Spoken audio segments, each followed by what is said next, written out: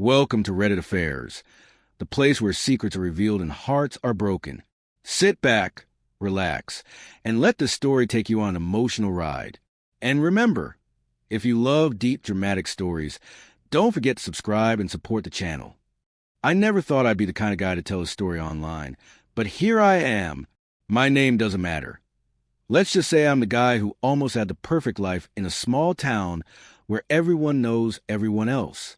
I had a stable job, a modest house, a good circle of friends, and a woman I thought I'd spend forever with. Her name was Lena. We'd been together for 4 years. The kind of couple people pointed to and said, "Those two will make it." She worked at a bakery on Main Street, and every morning I'd stop by before work just to see her smile over the glass counter. It was routine, but it was ours. She'd slide a cinnamon roll into a paper bag and whisper, "Extra icing for my favorite guy." That was how it started, the everyday magic that made life feel complete. When I proposed, it was nothing extravagant, just me, her, and the old wooden bridge by the lake where we'd had our first kiss. She cried so hard, I thought she might forget to say yes. But she didn't. She jumped into my arms and screamed into the night sky, "Yes, yes, I'll marry you." For months after, everything felt perfect. We were planning the wedding at her parents' farm, a rustic setup with fairy lights and hay bales. The whole town was excited. My mom cried when we told her the date, and even the local bar owner promised to sponsor a keg. That's small town life for you.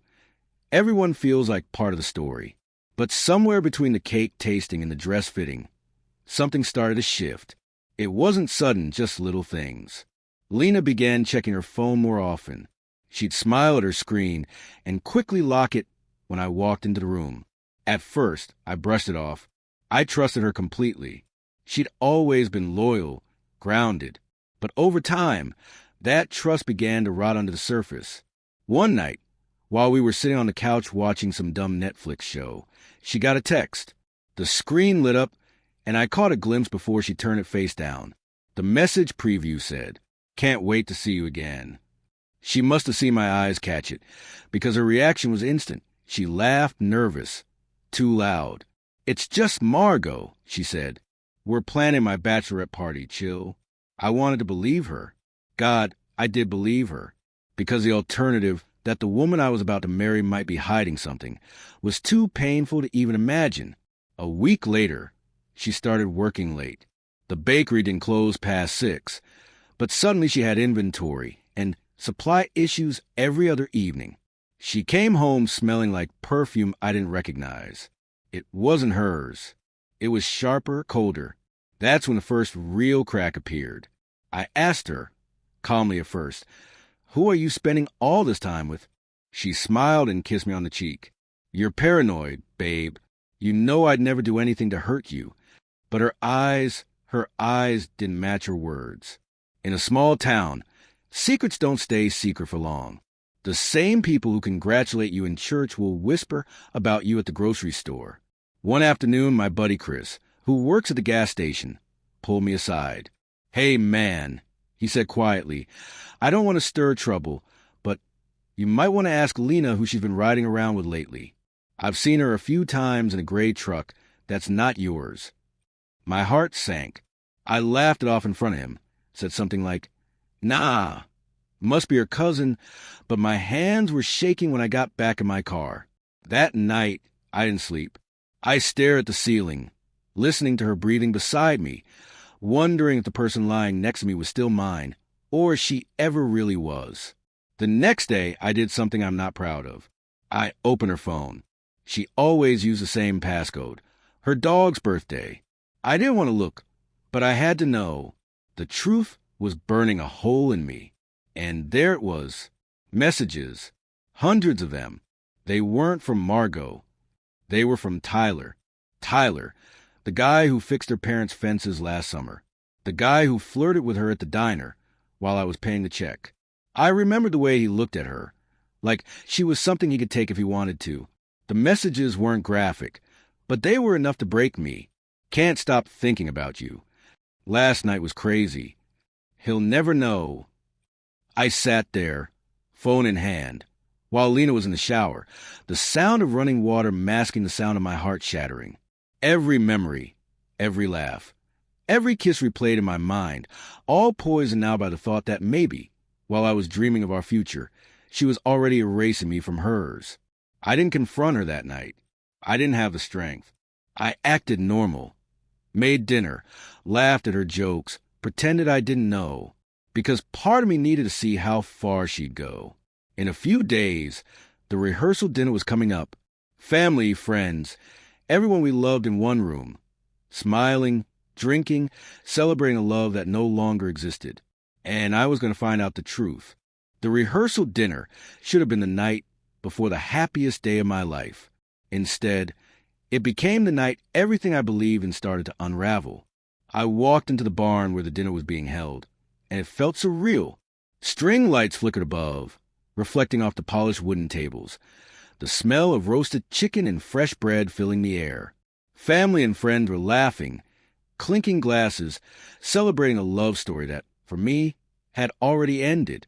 But nobody knew. I saw her from across the room. Lena, radiant in her dress, the kind of effortless beauty that makes a man forget to breathe. She was talking to my best man, laughing at something I couldn't hear. My stomach twisted. I felt like an intruder in my own life. All the months of small lies, little evasions, phone glances, and stolen moments came rushing back. I couldn't unsee it. I couldn't unfeel it. My hands were trembling, but I forced a smile as I approached her. She looked up, beaming. "You made it," she said, kissing my cheek. I nodded, my throat tight. I wanted to scream, to run, to collapse, all at once. Dinner began, and everyone started giving speeches. My father, proud and sentimental, talked about love and trust, about building a life together. Every word felt like salt in a wound. I kept imagining him knowing what I knew, imagining the humiliation of telling him I had been blind to her betrayal this entire time. I excused myself to the bathroom, and that's when the messages started popping up in my mind like a relentless loop.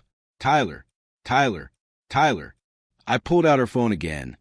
I shouldn't have, but I had to confirm everything before I lost control entirely. The messages hadn't stopped. They were frantic now, urgent, desperate. They made my stomach turn in ways I couldn't describe. "I can't wait to see you again tonight. She's gone out. You're mine." That was the line that broke something inside me.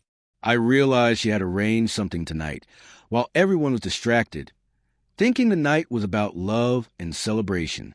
And part of me, the part still capable of fury, decided I wasn't going to let her have the satisfaction.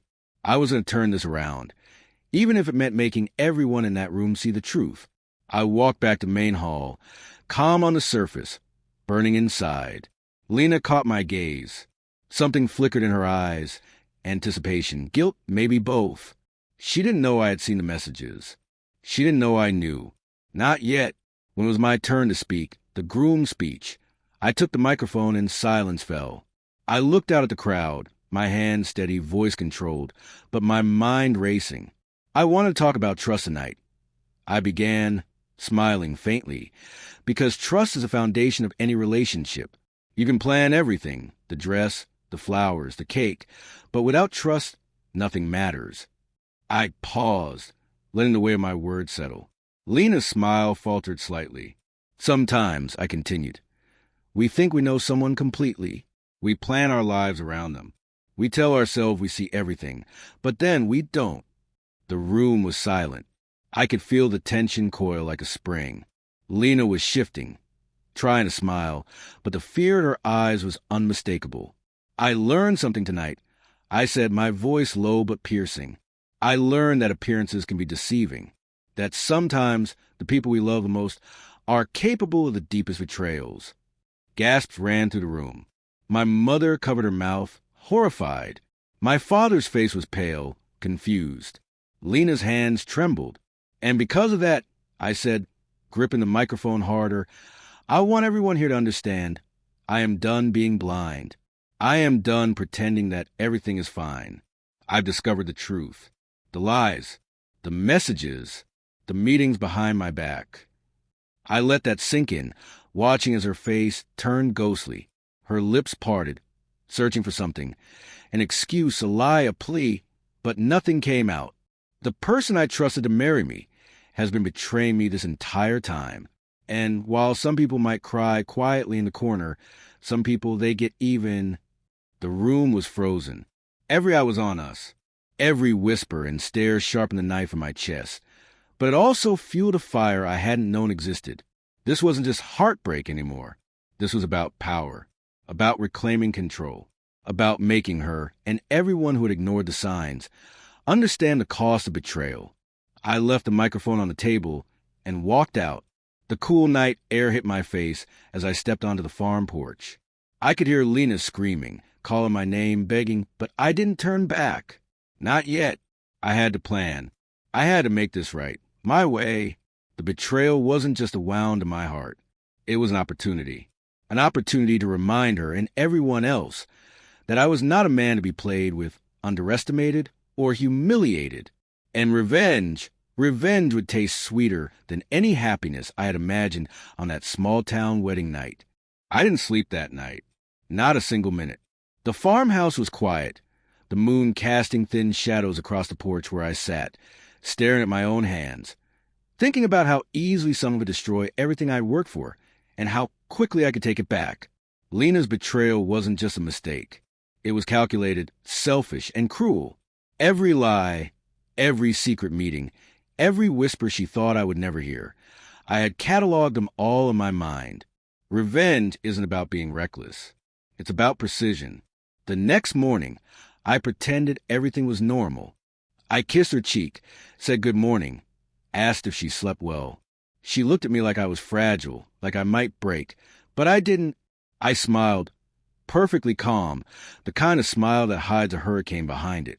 By the time the ceremony began, I had a plan. I knew everyone in town, every aunt, uncle, bartender, neighbor, and friend, and I knew exactly how to make them see the truth without saying a word that could land me in trouble. The power wasn't in confrontation. It was in exposure.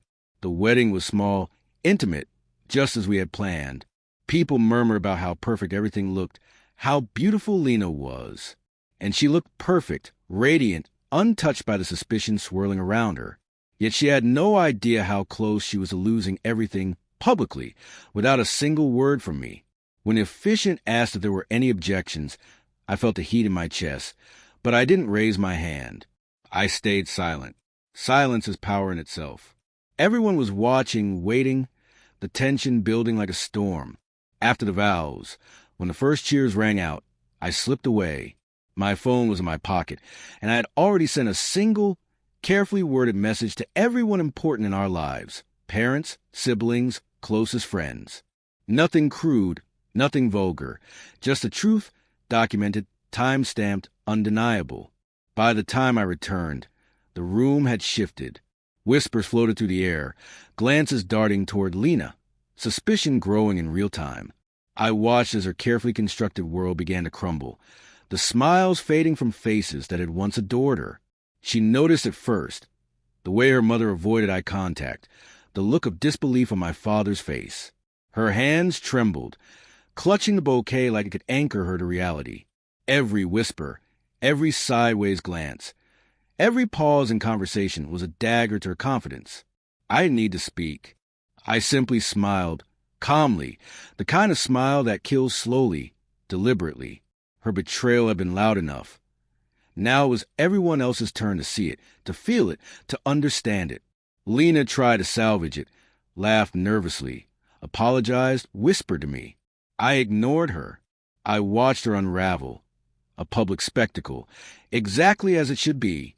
Revenge doesn't always need confrontation. Sometimes the quiet exposure is far more devastating than a shouting match. By the end of the night, she was a ghost. The whispers followed her to the farmhouse where she had planned her happy ending, a silent audience judging her every move. And me?